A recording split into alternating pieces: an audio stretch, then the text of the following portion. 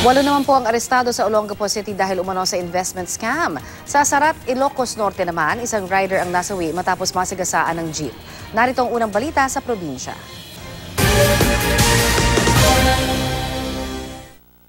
Dadalaw sana sa kaanak niyang nasa ospital ang isang rider nang masagasaan ng isang jeep sa Sarat, Ilocos Norte.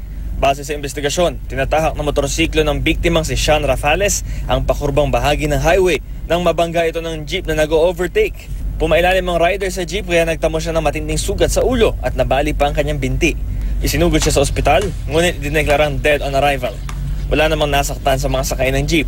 Sumuko na sa mga pulis ang driver ng jeep na umaming nakainom siya.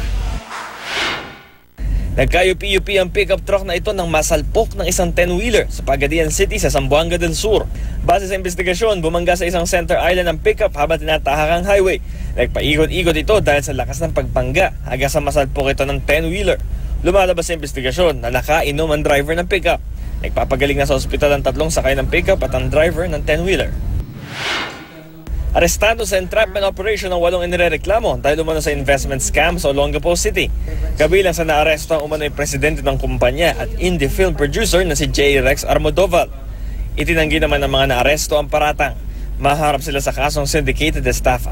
Para sa unang balita, Bam Alegre reporting.